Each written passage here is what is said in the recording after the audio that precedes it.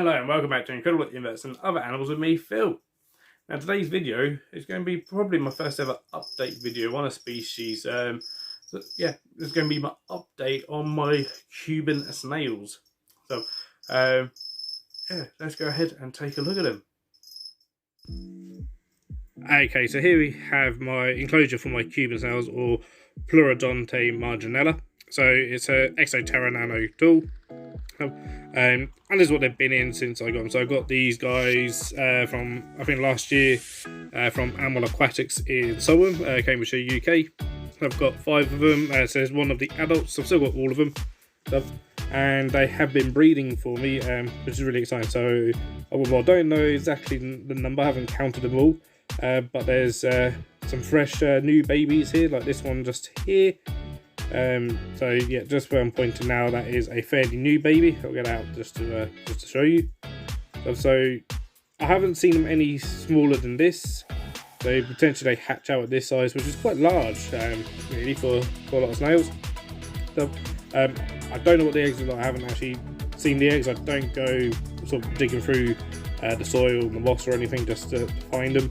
So I've kind of let that go and let them just stick to themselves. Now these guys are sort of semi-arboreal, but during the day they'll bury them. I do find they bury themselves in the moss and in the substrate. And then I find come to evenings that they start then sort of climbing around stuff, and that's when they come out to feed.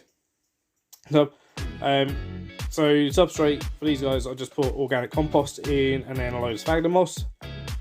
I also will put moss that I collect from outside in there for them as well, which I do find they do eat that a little bit.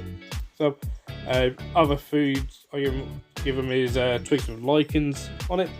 So there is one twig in here with lichens at the moment. All the other twigs did have lichens on, but they've cleared them. Now there's a nice little group of them down there. Babies and juveniles, different sizes. Some more of the adults. They're just a really stunning snail. I think a great alternative to like your common giant African hand snails, you know, your Achatina felica. They don't get anywhere near as big as a lot of giant African hand snails, I think. And you know, these guys are just really interesting. I think really pretty shells. And so, and with that, I say, you know, they like to climb around a little bit. So just to me, makes them even more, just a little bit more interesting in their shell shape. So. But back to the food, give them things. I find they prefer veg over fruit. So I find they really like things like sweet potato, carrots. I do give them the sort of hearts of romaine or little gem lettuce. So basically, when I've had a lettuce and it gets down to the hearts of it, I give it to these guys, and they tend to eat that up. I've got a bit of cuttlefish in here. Oh, hello, Mr. Isopod. So just a random isopod in here. I'm not entirely sure on the species of this one. It kind of turned up in here, but he lives in here now. So I see lots and lots of springtails in here to help keep everything clean as well. And obviously the isopod does a good job of keeping things clean as well. So there's another baby. So even as babies, they're really nice pattern shells. And see a bit of sweet potato in there for them. So I'll often put, you know, yeah, they'll go through a mixture of sweet potatoes, carrots, lettuce. I'm going to be trying other things like butternut squash as well.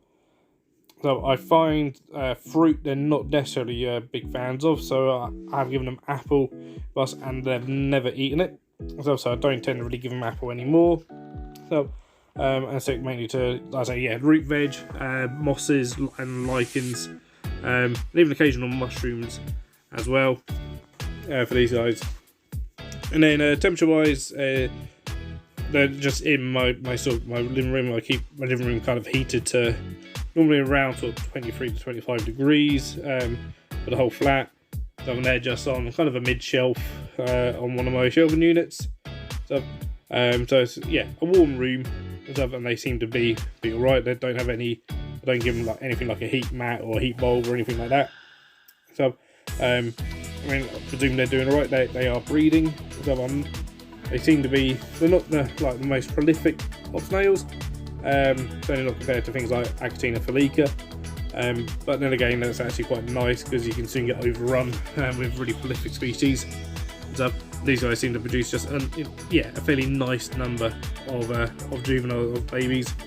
So Are just really, really nice now. So if you do see these available, I may have some for sale at some point, I'd highly recommend this species.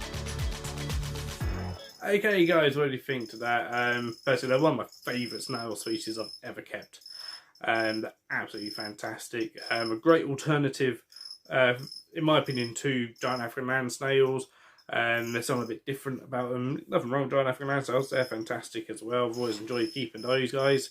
But in terms of up here in my flat, so the currently doing snails I keep up here are my Cuban snails and my flame snails. So, and the Cubans are definitely up there as one of my favourites. It's just you know, such a different shell shape to a lot of snails, being, you know, sort of semi-arboreal, as well as they bury themselves as well and stuff. And the fact I've managed to breed them, get babies, that's been fantastic. And I've had sort of good couple of clutches now, so not like they don't seem to be hugely prolific. Certainly not compared to things like Achatina felica that can lay like 200-300 eggs in a clutch, and not quite to that extent. Which, you know, in some ways is a good thing. So it means I'm not going to get completely overrun. So and they seem to have some good growth on them as well. It doesn't take, only takes them sort of a couple of months, and they get sort of a decent sort of size so far. So, you know, not adult yet. None of my babies that I've had hatch out have reached adulthood yet. But they're all getting a decent size, which is fantastic. So, and good to see them doing well, because there wasn't a huge amount of information I could find out about these guys when I got them.